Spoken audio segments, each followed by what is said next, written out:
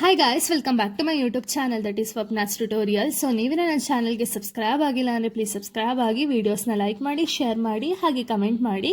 So ಇವತ್ತು ನಾನು ಮಾಡ್ತಿರೋ ಸಬ್ಜೆಕ್ಟ್ ಯಾವುದು ಅಂದರೆ ಸೆಕೆಂಡ್ ಸೆಮ್ BComನವರ ಒಂದು ಕನ್ನಡ ಲೆಸನ್ನ ಎಕ್ಸ್ಪ್ಲೈನ್ ಮಾಡ್ತಿದ್ದೀನಿ. ಯಾವುದು ಅಂದರೆ ನಾಲ್ವಡಿ ಕೃಷ್ಣರಾಜ ಒಡೆಯರ ಮಾದರಿ ಮತ್ತು ಸಾಮಾಜಿಕ ಸಾಮರಸ್ಯ ಅನ್ನೋ ಒಂದು ಲೆಸನ್ ಏನಿದೆಯಲ್ಲ, ಆ ಒಂದು ಲೆಸನ್ನ ಎಕ್ಸ್ಪ್ಲೈನ್ ಮಾಡ್ತಿದ್ದೀನಿ.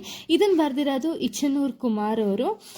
ಸೊ ಈ ಒಂದು ಲೆಸನ್ ಬಂದುಬಿಟ್ಟು ಕಂಪ್ಲೀಟಾಗಿ ನಮ್ಮ ಒಂದು ನಾಲ್ವಡಿ ಕೃಷ್ಣರಾಜ ಒಡೆಯರ್ ಏನಿದಾರಲ್ಲ, ಸೊ ಅವ್ರು ಮಾಡಿರುವಂಥ ಒಂದು ಸಾಧನೆಗಳಾಗಿರ್ಬೋದು ಅಥವಾ ಸಾಮಾಜಿಕ ಸೇವೆಗಳೇನಿದೆಯಲ್ಲ ಎಲ್ಲನೂ ಕೂಡ ಈ ಒಂದು ಲೆಸನಲ್ಲಿ ವಿವರಿಸ್ತಾ ಹೋಗಿದ್ದಾರೆ. ಓಕೆನಾ? ಸೊ ಹಿನ್ನೆಲೆನ ನಾವು ನೋಡೋದಾದರೆ ಇಲ್ಲಿ ನಾವು ನಾಲ್ವಡಿ ಕೃಷ್ಣರಾಜ ಒಡೆಯರ್ ಏನಿದಾರಲ್ಲ ಅವರ ಒಂದು ಉತ್ತಮ ಆಡಳಿತ ಮತ್ತು ಸಮಾಜ ಸೇವೆ ಅನ್ನೋದನ್ನ ಇಲ್ಲಿ ವಿವರಿಸ್ತಾ ಹೋಗಿದ್ದಾರೆ. ಓಕೆನಾ? ಇವರು ಬರೀ ಒಬ್ಬ ರಾಜನ ಆಗಿರೋದೆ ಅವ್ರೇನು ಮಾಡ್ತಿದ್ರು ಅಂದರೆ ಜನರ ಒಂದು ಒಲಿತಿಗಾಗಿ, ಅಂದರೆ ಅವ್ರಿಗೆ ಏನು ಒಳ್ಳೇದು ಮಾಡೋದಕ್ಕೋಸ್ಕರ ಅವರು ತುಂಬ ಒಂದು ಮಹಾನ್ ಕೆಲಸಗಳನ್ನ ಅವರು ಮಾಡಿದ್ದಾರೆ. ಹಾಗೆ ಒಂದು ಅವರ ಒಂದು ಆಡಳಿತ ಒಂದು ಟೈಮಲ್ಲಿ ಏನು ಮಾಡ್ತಿದ್ರು ಅಂದರೆ ಜನರು ಒಂದು ಸಮನಾಗಿರಬೇಕು, ಅಂದರೆ ಯಾರಿಗೂ ಕೂಡ ಒಂದು ಜಾತಿ ಲಿಂಗ ಭೇದ ಭಾವ ಮಾಡ್ದೇನೆ ಎಲ್ಲರಿಗೂ ಕೂಡ ಒಂದು ಅವಕಾಶ ಸಿಗಬೇಕು ಅಂತ ಹೇಳಿ ಇವ್ರು ನಂಬಿದ್ದವರು. ಸೊ ತುಂಬ ಕೆಲಸಗಳನ್ನ ಮಾಡಿದ್ದಾರೆ. ಒಂದು ಜನರ ಒಂದು ಒಲಿತಿಗಾಗಿ ತುಂಬ ಕೆಲಸ ಅನ್ನೋದನ್ನ ಮಾಡಿದ್ದಾರೆ. ಎಲ್ಲ ಕೆಲಸದ ಬಗ್ಗೆನೂ ಇಲ್ಲಿ ಸ್ವಲ್ಪ ಲೆಸನಲ್ಲಿ ಕಂಪ್ಲೀಟಾಗಿ ಹೇಳ್ತಾ ಹೋಗಿದ್ದಾರೆ. ಓಕೆನಾ?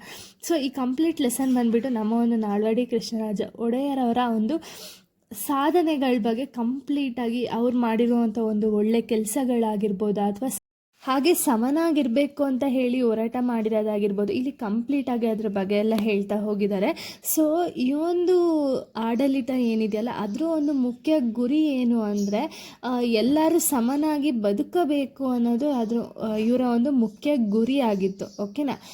ಸೊ ಇವಾಗ ನಾವು ಡೈರೆಕ್ಟ್ ಲೆಸನ್ಗೆ ಹೋಗೋಣ. ಸೊ ಇಲ್ಲಿ ನಾನು ಸ್ಟಾರ್ಟಿಂಗ್ ಹೇಳ್ದಂಗೆ ಈ ಒಂದು ಲೆಸನ್ ನೇಮು ಕೂಡ ಸಾಮಾಜಿಕ ಸಾಮರಸ್ಯ ಅಂತ ಹೇಳಿ ಮೆನ್ಷನ್ ಮಾಡೋರೆ. ಏನಿದ್ರ ಅರ್ಥ ಏನು ಅಂದರೆ ಸಮಾಜದಲ್ಲಿರುವಂಥ ಎಲ್ಲ ವರ್ಗದ ಜನಗಳಿಗೆ ಒಂದು ಸಮನಾಗಿರುವಂಥ ಒಂದು ಹಕ್ಕಾಗಿರ್ಬೋದು ಅಥವಾ ಅವಕಾಶಗಳನ್ನು ಪಡೆಯಬೇಕು ಅನ್ನೋದು ಇವರ ಒಂದು ಮೇನ್ ಇಂಟೆನ್ಷನ್ ಆಗಿದೆ.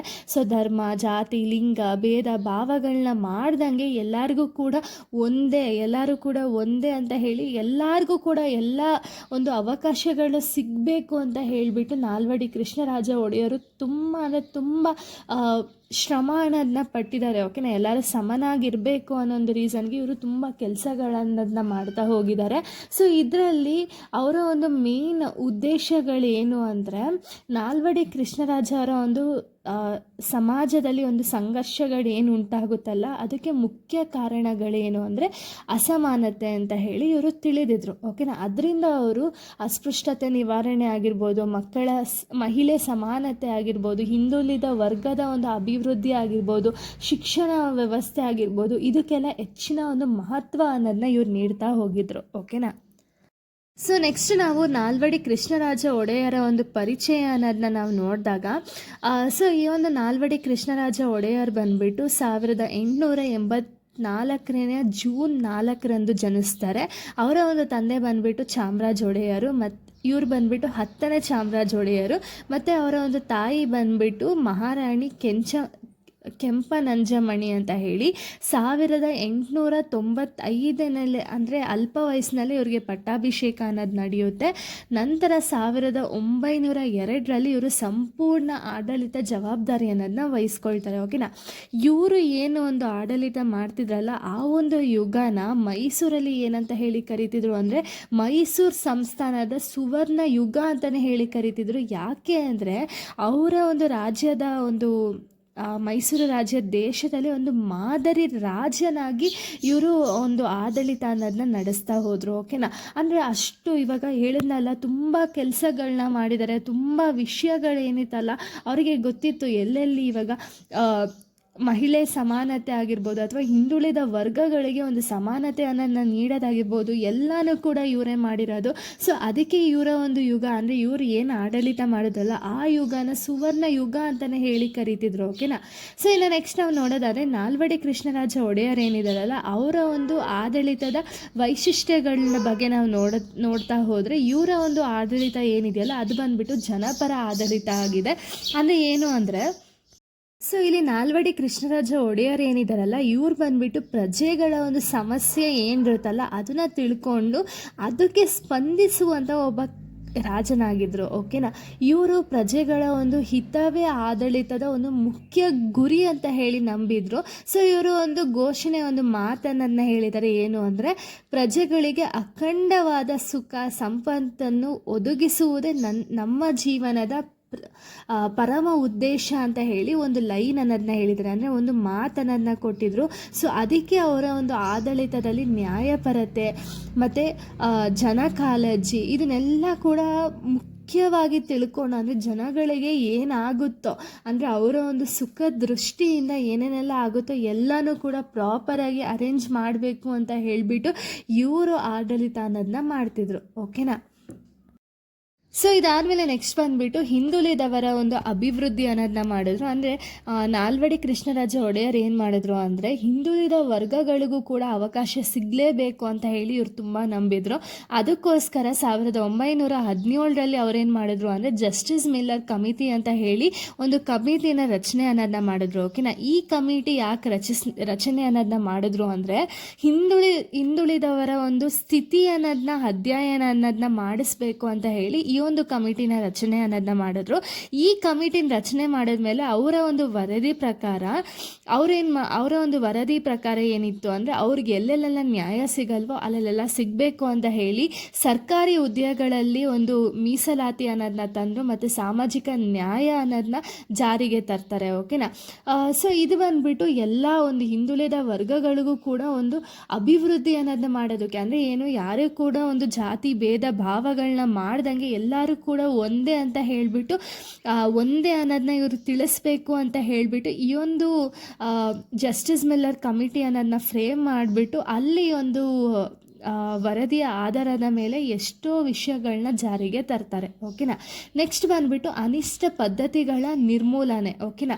ಅಂದರೆ ಆ ಕಾಲದಲ್ಲಿ ನಿಮಗೆ ಗೊತ್ತಿದೆ ಏನು ಅಂದರೆ, ಹಲವಾರು ಕೆಟ್ಟ ಪದ್ಧತಿಗಳಿರ್ತು. ಓಕೆನಾ. ಎಕ್ಸಾಂಪಲ್ ದೇವದಾಸಿ ಪದ್ಧತಿ ಮತ್ತು ಗೆಜ್ಜೆ ಪೂಜೆ, ಈ ಥರ ಪದ್ಧತಿ ಎಲ್ಲ ಇತ್ತಲ್ಲ, ಬಸವಿ ಪದ್ಧತಿ. ಈ ಪದ್ಧತಿಗಳಿಂದ ಏನಾಗ್ತಿತ್ತು ಅಂದರೆ, ಮಹಿಳೆಯರಿಗೆ ಶೋಷಣೆ ಅನ್ನೋದನ್ನ ಆಗ್ತಿತ್ತು. ಓಕೆನಾ. ತುಂಬ ಜನಕ್ಕೆ, ತುಂಬ ಮಹಿಳೆಯರಿಗೆ ಏನಾಗ್ತಿತ್ತು ಅಂದರೆ, ಎಷ್ಟೋ ಜನ ಮಹಿಳೆಯರಿಗೆ ಶೋಷಣೆ ಅನ್ನೋದು ಆಗ್ತಿತ್ತು. ಸೊ ಅದೇ ಆ ರೀಸನ್ನ ತಿಳ್ಕೊಂಡು ನಾಲ್ವಡಿ ಕೃಷ್ಣರಾಜ ಒಡೆಯರ್ ಏನು ಮಾಡಿದ್ರು ಅಂದರೆ, 1910 ಮತ್ತು 1919ರಲ್ಲಿ ಕಾನೂನನ್ನು ಜಾರಿಗೆ ತರ್ತಾರೆ. ಏನು ಅಂದರೆ, ಈ ಪದ್ಧತಿಗಳನ್ನು ನಿಷೇಧ ಮಾಡಬೇಕು ಅಂತ ಹೇಳಿಬಿಟ್ಟು ಪದ್ಧತಿನ ತರ್ತಾರೆ. ಸೊ ಇದರಿಂದ ಮಹಿಳೆಯರಿಗೆ ಗೌರವ ಏನಿರುತ್ತಲ್ಲ, ಗೌರವಯುತ ಜೀವನ ಅನ್ನೋದು ಸಿಕ್ತು. ಹಾಗೆ ಈ ಪದ್ಧತಿಗಳು ಕೂಡ ಕಡಿಮೆ ಆಗ್ತಾ ಬಂತು. ಓಕೆನಾ. ಈ ಪದ್ಧತಿಗಳನ್ನೇ ನಿಷೇಧ ಮಾಡಬೇಕು ಅಂದರೆ, ಎಷ್ಟೋ ಜನ ಮಹಿಳೆಯರಿಗೆ ಏನು ಒಂದೊಂದು ಹಿಂಸೆಯನ್ನು ಕೊಡ್ತಿದ್ರಲ್ಲ, ಅದರಿಂದ ಈ ಒಂದು ಕಾನೂನು ಅನ್ನೋದನ್ನ ಜಾರಿಗೆ ತಂದುಬಿಟ್ಟು ಈ ಒಂದು ಪದ್ಧತಿನೇ ಅವರು ನಿಷೇಧ ಮಾಡ್ತಾರೆ. ಓಕೆನಾ. ಇದಾದಮೇಲೆ ನೆಕ್ಸ್ಟ್ ಬಂದುಬಿಟ್ಟು ಮಹಿಳಾ ಅಭಿವೃದ್ಧಿ ಮತ್ತು ಹಕ್ಕುಗಳನ್ನ ತರ್ತಾರೆ. ಅಂದರೆ ಏನು ಅಂದರೆ, ನಾಲ್ವಡಿ ಕೃಷ್ಣರಾಜ ಒಡೆಯರು ಮಹಿಳೆಯರ ಶಿಕ್ಷಣ ಮತ್ತು ಹಕ್ಕುಗೆ ವಿಶಿಷ್ಟವಾದ ಒಂದು ಪ್ರಾಮುಖ್ಯ ಅನ್ನೋದನ್ನ ನೀಡಿದರು. ಓಕೆನಾ. ಶಿಕ್ಷಣ ಅವಕಾಶದ ಬಗ್ಗೆನೂ ಹೇಳಿದ್ದಾರೆ. 1902ರಲ್ಲಿ ಮುಸ್ಲಿಂ ಮಹಿಳೆಯರಾಗಿರ್ಬೋದು, ಕ್ರಿಶ್ಚಿಯನ್ ಮಹಿಳೆಯರು, ಹಿಂದುಳಿದ ವರ್ಗದ ಮಹಿಳೆಯರು, ಇವರೆಲ್ಲರಿಗೂ ಕೂಡ ಶಿಕ್ಷಣದ ಅವಕಾಶ ಕಲ್ಪಿಸಿದ್ರು. ಅಂದರೆ ಎಲ್ಲರಿಗೂ ಕೂಡ ಶಿಕ್ಷಣ ಅನ್ನೋದು ಸಿಗಲೇಬೇಕು ಅಂತ ಹೇಳಿಬಿಟ್ಟು ಶಿಕ್ಷಣ ಅವಕಾಶಗಳನ್ನ ತಂದರು. ಹಾಗೆಯೇ ವಿದ್ಯಾರ್ಥಿನಿಯರಿಗೆ ಏನು ಮಾಡಿದ್ರು ಅಂದರೆ, ವಿದ್ಯಾರ್ಥಿ ನಿಲಯ ಆಗಿರ್ಬೋದು, ವಿದ್ಯಾರ್ಥಿ ವೇತನ ಆಗಿರ್ಬೋದು, ನಮಗೇನು ಸ್ಕಾಲರ್ಶಿಪ್ ಬರುತ್ತಲ್ಲ, ಹಾಗೆ ಹಾಸ್ಟೆಲ್ ಫೆಸಿಲಿಟೀಸ್ ಏನಿದೆಯಲ್ಲ, ಇದನ್ನೆಲ್ಲ ತರ್ತಾರೆ ಜಾರಿಗೆ. ಯಾಕೆ, ಮಹಿಳೆಯರಿಗೂ ಕೂಡ ಒಂದು ಪ್ರಾಪರಾಗಿ ಒಂದು ವ್ಯವಸ್ಥೆ ಅನ್ನೋದು ಸಿಕ್ಕಿ ಅವ್ರಿಗೂ ಕೂಡ ಒಂದು ವಿದ್ಯಾಭ್ಯಾಸ ಅನ್ನೋದನ್ನ ಕೊಡಿಸ್ಬೇಕು, ಅವರು ಕೂಡ ಶಾಲೆಗೆ ಹೋಗಬೇಕು ಅನ್ನೋ ಒಂದು ರೀಸನ್ಗೆ ಇದನ್ನೆಲ್ಲ ತರ್ತಾರೆ. ಹಾಗೆ ಶಾಲೆಗಳನ್ನ ಕೂಡ ಇವರು ಸ್ಥಾಪನೆ ಅನ್ನೋದನ್ನ ಮಾಡ್ತಾರೆ. ಮಹಿಳೆಯರಿಗೋಸ್ಕರ, ಅಂದರೆ ಮಹಿಳೆಯರಿಗೆ ಶಿಕ್ಷಣ ಅನ್ನೋದು ಸಿಗಲೇಬೇಕು ಅನ್ನೋ ಒಂದು ರೀಸನ್ಗೆ ಮಹಿಳೆಯರಿಗೋಸ್ಕರನೇ ಶಿಕ್ಷಣಕ್ಕಾಗಿಯೇ ಶಾಲೆಗಳನ್ನ ಸ್ಥಾಪನೆ ಅನ್ನೋದನ್ನ ಮಾಡ್ತಾರೆ. ಸೊ ಎಕ್ಸಾಂಪಲ್ ಯಾವುದಾದ್ರು ಅಂದರೆ, ವಾಣಿ ವಿಲಾಸ್ ಅರಸು ಗರ್ಲ್ಸ್ ಸ್ಕೂಲ್ ಅಂತ ಮಾಡಿದ್ರು. ಹಾಗೆ ಚಾಮರಾಜೇಂದ್ರ ಅರಸು ಬೋರ್ಡಿಂಗ್ ಸ್ಕೂಲ್ ಅಂತ ಹೇಳಿಬಿಟ್ಟು ಸ್ಥಾಪನೆ ಅನ್ನೋದನ್ನ ಮಾಡಿದ್ರು. ಯಾಕೆ ಈ ರೀಸನ್ ಏನು ಅಂದರೆ ಎಲ್ಲರಿಗೂ ಕೂಡ ಒಂದು ಎಜುಕೇಷನ್ ಅನ್ನೋದು ಪ್ರಾಪರಾಗಿ ಸಿಗಬೇಕು, ಅದರಿಂದ ಎಲ್ಲ ಈ ಒಂದು ಏನೊಂದು ಜಾತಿ ವ್ಯವಸ್ಥೆ ಏನಿದೆಯಲ್ಲ ಅದೆಲ್ಲ ಹೋಗಬೇಕು ಅನ್ನೋ ಒಂದು ರೀಸನ್ಗೆ ಇವರು ಇದನ್ನೆಲ್ಲ ಸ್ಥಾಪನೆ ಅನ್ನೋದನ್ನ ಮಾಡ್ತಾರೆ. ಇದಾದಮೇಲೆ ಅವ್ರು ಇನ್ನೂ ಒಂದು ಕಾನೂನನ್ನು ಜಾರಿಗೆ ತರ್ತಾರೆ. ಯಾವುದು ಅಂದರೆ ಮದುವೆ ಆದಂಥವ್ರಿಗೆ ಮತ್ತೆ ಮರು ವಿವಾಹ ಆಗುವಂಥ ಒಂದು ಕಾನೂನು ಕೂಡ ಜಾರಿಗೆ ತರ್ತಾರೆ. ಇದಾದಮೇಲೆ ಬಾಲ್ಯ ವಿವಾಹ ಏನಿತ್ತಲ್ಲ ಆವಾಗ ಅದನ್ನು ಕೂಡ ನಿಷೇಧ ಅನ್ನೋದನ್ನ ಮಾಡ್ತಾರೆ. ಸೊ ಇದರಿಂದ ಏನಾಗುತ್ತೆ ಅಂದರೆ ಇವಾಗ ಯಾರಿಗೆ ಒಂದು ಮರು ವಿವಾಹ ಆಗ್ಬೋದು, ಹಾಗೆ ಬಾಲ್ಯ ವಿವಾಹ ಅನ್ನೋದನ್ನ ನಿಷೇಧ ಅನ್ನೋದನ್ನ ಮಾಡ್ತಾರೆ. ಸೊ ಇದಾದಮೇಲೆ ನೆಕ್ಸ್ಟ್ ಬಂದುಬಿಟ್ಟು ಇನ್ನೂ ಕಾನೂನುಗಳನ್ನ ಜಾರಿಗೆ ತಂದಿದ್ದಾರೆ. ಏನು ಅಂದರೆ ಮಹಿಳೆಯರಿಗೆ ಆಸ್ತಿ ಹಕ್ಕು, ಅಂದರೆ ಏನು ಸ್ತ್ರೀಯರಿಗೂ ಕೂಡ ಪಿತ್ರಾರ್ಜಿತ ಆಸ್ತಿ ಏನಿದೆಯಲ್ಲ ಆ ಆಸ್ತಿಯಲ್ಲಿ ಹಕ್ಕನ್ನು ನೀಡುವಂಥ ಒಂದು ಕಾಯ್ದೆ ಏನಿದೆಯಲ್ಲ ಅದನ್ನು ಜಾರಿಗೆ ತಂದರು. ಸೊ ಇದರಿಂದ ಏನಾಗುತ್ತೆ ಅಂದರೆ ಮಹಿಳೆಯರ ಒಂದು ಸ್ವಾಭಿಮಾನ ಆಗಿರ್ಬೋದು, ಸಮಾನತೆಗೋಸ್ಕರ ಅಂದರೆ ಎಲ್ಲರೂ ಕೂಡ ಈಕ್ವಲ್, ಹುಡುಗ ಹುಡುಗಿ ಅಂತ ಹೇಳಿ ಭೇದ ಭಾವ ಮಾಡ್ದಂಗೆ ಎಲ್ಲರಿಗೂ ಕೂಡ ಈಕ್ವಲ್ ಆಗಿ ಚಾನ್ಸಸ್ ಅನ್ನೋದು ಸಿಗಬೇಕು ಅನ್ನೋದಕ್ಕೆ ಈ ಒಂದು ಜಾರಿಗೆ ತರ್ತಾರೆ. ಇದಾದಮೇಲೆ ಕಾರ್ಮಿಕರ ಕಲ್ಯಾಣ ಅಂದರೆ ಏನು, ಕೈಗಾರಿಕಾ ಕೆಲಸಗಳಲ್ಲಿ ಕೆಲಸ ಮಾಡುವಂತಹ ಒಂದು ಮಹಿಳೆಯರಿಗೆ ಹೆರಿಗೆ ರಜೆ ಆಗಿರ್ಬೋದು, ಹೆರಿಗೆ ಭತ್ಯೆ ಆಗಿರ್ಬೋದು, ಅಥವಾ ಕಾಯಿಲೆ ರಜೆಗಳಿಗೆ ಒಂದು ಸೌಲಭ್ಯ ಅನ್ನೋದನ್ನ ಒದಗಿಸ್ತಾರೆ. ಅಂದರೆ ಏನು, ಈಗ ಪ್ರೆಗ್ನೆನ್ಸಿ ಟೈಮಲ್ಲಿ ಲೀವ್ಸ್ನ ಕೊಡೋದಾಗಿರ್ಬೋದು, ಅಥವಾ ಒಂದು ಅವ್ರಿಗೇನೋ ಹುಷಾರಿಲ್ಲ ಅಂದಾಗ ಅವಾಗ ರಜಾ ತೊಗೊಳ್ಳೋದಾಗಿರ್ಬೋದು, ಇದನ್ನೆಲ್ಲ ಕೂಡ ಅವರೇ ಈ ಒಂದು ಫೆಸಿಲಿಟೀಸ್ ಎಲ್ಲ ಹುಡುಗಿರಿಗೆ ತಂದಿರೋದಲ್ವ. ಅಂದರೆ ಆಗಿನ ಕಾಲದಲ್ಲೇ ಇವರು ಎಷ್ಟು ತಿಳ್ಕೊಂಡು ಇವಾಗ ಮಹಿಳೆಯರ ಬಗ್ಗೆ ಆಗಿರ್ಬೋದು, ಮಕ್ಕಳ ಬಗ್ಗೆ ಆಗಿರ್ಬೋದು, ಅಥವಾ ಎಲ್ಲರ ಬಗ್ಗೆ, ಅಂದರೆ ಯಾರಿಗೆ ಏನು ಫೆಸಿಲಿಟಿ ಅನ್ನೋದು ಬೇಕು, ಯಾರಿಗೆ ಏನು ಮಾಡಿದ್ರೆ ಒಳ್ಳೆಯದಾಗುತ್ತೆ ಜನಗಳಿಗೆ ಅಂತ ಹೇಳಿ ತಿಳ್ಕೊಂಡು ಎಷ್ಟು ಕೆಲಸಗಳನ್ನ ಮಾಡಿದ್ದಾರೆ ನೋಡಿ ಅಲ್ವಾ.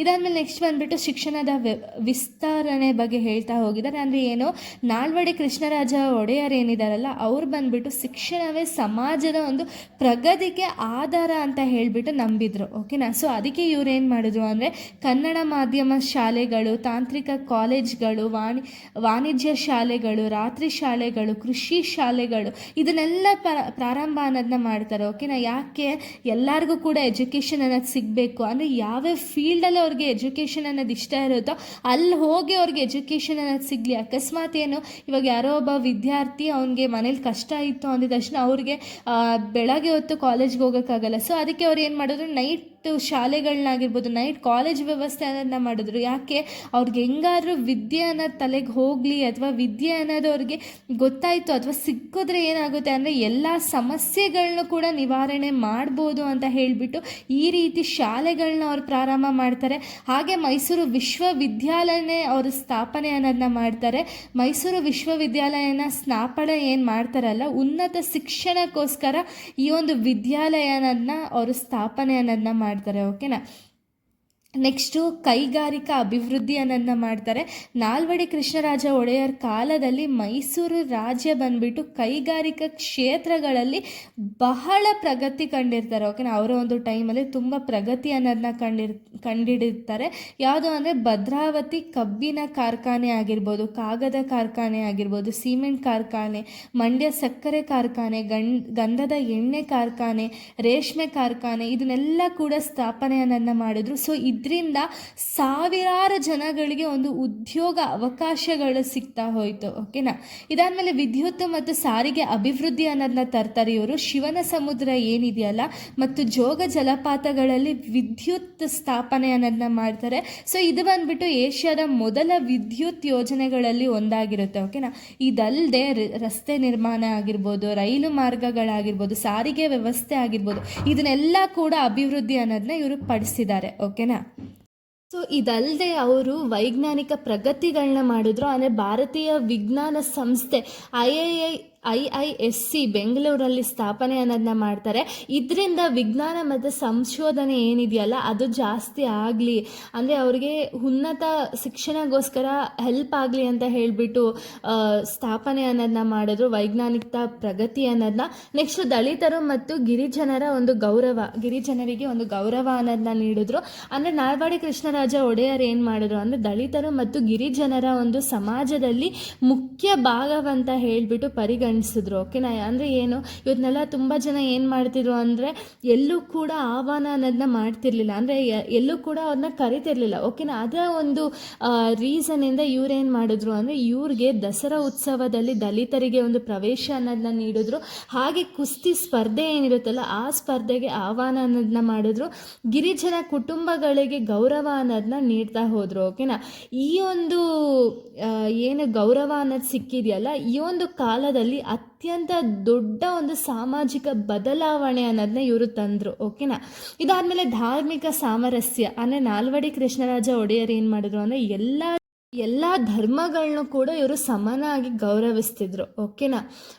ಸೊ ಇಲ್ಲಿ ನಮ್ಮ ಒಂದು ನಾಲ್ವಡಿ ಕೃಷ್ಣರಾಜ ಒಡೆಯರ್ ಏನಿದಾರಲ್ಲ ಅವರ ಒಂದು ವಿಶೇಷತೆ ಅನ್ನೋದನ್ನ ನೋಡೋದಾದರೆ, ಅವರ ಒಂದು ಆಡಳಿತ ಏನಿತ್ತಲ್ಲ ಅದರ ಒಂದು ಮುಖ್ಯ ಗುಣಗಳನ್ನ ನಾವು ನೋಡೋದಾದರೆ ಮಾನವೀಯತೆ, ಸಾಮಾಜಿಕ ನ್ಯಾಯ ಆಗಿರ್ಬೋದು, ಸಮಾನತೆ, ಜನಪರತೆ, ದೂರದೃಷ್ಟಿ ಆಗಿರ್ಬೋದು, ಶಿಕ್ಷಣ ಬಗ್ಗೆ ಪ್ರೀತಿ ಆಗಿರ್ಬೋದು, ಮಹಿಳೆಯರಿಗೆ ಗೌರವ ಆಗಿರ್ಬೋದು, ಇವುಗಳಾಗಿದೆ. ಓಕೆನಾ. ಈ ಒಂದು ಲೇಖನದಲ್ಲಿ ಅಂದರೆ ಈ ಒಂದು ಲೆಸನಲ್ಲಿ ಲೇಖಕರು ಏನು ತಿಳಿಸೋದಕ್ಕೆ ಪ್ರಯತ್ನ ಪಡ್ತಿದ್ದಾರೆ ಅಂದರೆ ನಿಜವಾದ ಅಭಿವೃದ್ಧಿ ಅಂದರೆ ಏನು, ಕೇವಲ ಕಟ್ಟಡಗಳು ಅಥವಾ ರಸ್ತೆ ನಿರ್ಮಾಣ ಮಾಡೋದಾಗಿರ್ಬೋದು ಅಥವಾ ಕಾರ್ಖಾನೆಗಳನ್ನ ನಿರ್ಮಾಣ ಮಾಡೋದು ಮಾತ್ರ ಅಲ್ಲ. ಓಕೆನಾ. ಸಮಾಜದ ಕೊನೆಯ ವ್ಯಕ್ತಿಗೂ ಕೂಡ ಶಿಕ್ಷಣ, ಗೌರವ, ಅವಕಾಶ, ಸಮಾನತೆ ಸಿಗಬೇಕು ಅನ್ನೋದು. ಅದರಲ್ಲಿ ನಮ್ಮ ಒಂದು ನಾಲ್ವಡಿ ಕೃಷ್ಣರಾಜ ಒಡೆಯರ್ ಏನಿದಾರಲ್ಲ ಅವರು ಇದೇ ಆದರ್ಶವನ್ನು ತಮ್ಮ ಒಂದು ಆಡಳಿತದಲ್ಲಿ ಅನುಷ್ಠಾನಗೊಳಿಸಿದ್ದರು. ಸೊ ಅಂದರೆ ಏನು, ನಮ್ಮ ಒಂದು ನಾಲ್ವಡಿ ಕೃಷ್ಣರಾಜ ಒಡೆಯರ್ ಇದ್ದಾರಲ್ಲ ಅವ್ರಿಗೆ ಎಷ್ಟು ಥ್ಯಾಂಕ್ಸ್ ಹೇಳಿದ್ರು ಸಾಲಲ್ಲ ಅಲ್ವಾ. ಸೊ ಎಲ್ಲನೂ ಅಂದರೆ ಆಗಿನ ಕಾಲದಲ್ಲೇ ಎಷ್ಟು ಅಭಿವೃದ್ಧಿ ಅನ್ನೋದನ್ನ ಮಾಡಿದ್ದಾರೆ, ಎಷ್ಟು ಒಳ್ಳೆ ಕೆಲಸಗಳನ್ನ ಮಾಡಿದ್ದಾರೆ ಅಂತ ರಾಜ ಏನಿದಾರಲ್ಲ ಮತ್ತೆ ನಮಗೆ ಸಿಗಲ್ಲ ಅಲ್ವಾ. ಬಟ್ ಏನು, ಅವರು ಮಾಡಿರುವಂಥ ಒಂದು ಕೆಲಸದ ಬಗ್ಗೆ ಕಂಪ್ಲೀಟಾಗಿ ಎಷ್ಟು ಒಳ್ಳೊಳ್ಳೆ ಕೆಲಸಗಳನ್ನ ಮಾಡಿದಾರಲ್ಲ ಕಂಪ್ಲೀಟಾಗಿ ಎಲ್ಲನೂ ಇಲ್ಲಿ ಈ ಒಂದು ಲೆಸನಲ್ಲಿ ಹೇಳ್ತಾ ಹೋಗಿದ್ದಾರೆ. ಅಕಸ್ಮಾತ್ ಏನಾದ್ರು ತಪ್ಪಾಗಿ ಹೇಳಿದರೆ ಕ್ಷಮಿಸ್ಬೇಡಿ. ಸೊ ಏನಾದ್ರು ತಪ್ಪಿತ್ತು ಅಂದರೆ ಒಂದ್ಸತಿ ಕಮೆಂಟಲ್ಲಿ ಕಮೆಂಟ್ ಹಾಕಿ. ಇಲ್ಲಿಗೆ ಈ ಒಂದು ಲೆಸನ್ ಅನ್ನೋದು ಕಂಪ್ಲೀಟ್ ಆಗುತ್ತೆ. ಸೊ ಇಷ್ಟು ಈ ಒಂದು ಲೆಸನ್ ಆಗಿದೆ ನಾಲ್ವಡಿ ಕೃಷ್ಣರಾಜ ಒಡೆಯರ್ ಬಗ್ಗೆ. ಸೊ ಈ ಒಂದು ಲೆಸನ್ ಬಂದುಬಿಟ್ಟು ನಿಮ್ಗಿಟ್ಟಿರೋದು ತುಂಬ ಒಳ್ಳೆ ಕೆಲಸ ಮಾಡಿದ್ದಾರೆ. ಯಾಕೆ ಅಂದರೆ ಇವ್ರ ಬಗ್ಗೆ ನಾವು ತಿಳಿಲೇಬೇಕಾಗಿರುವಂಥ ಒಂದು ಲೆಸನ್ ಅಲ್ವಾ. ಸೊ ಇಲ್ಲಿಗೆ ಒಂದು ಲೆಸನ್ ಕಂಪ್ಲೀಟ್ ಆಗುತ್ತೆ. ನೆಕ್ಸ್ಟ್ ವೀಡಿಯೋದಲ್ಲಿ ನಾನು ಬೇರೆ ಒಂದು ಲೆಸನ್ ಎಕ್ಸ್ಪ್ಲೈನ್ ಮಾಡ್ತೀನಿ. So thank you guys, thanks for watching.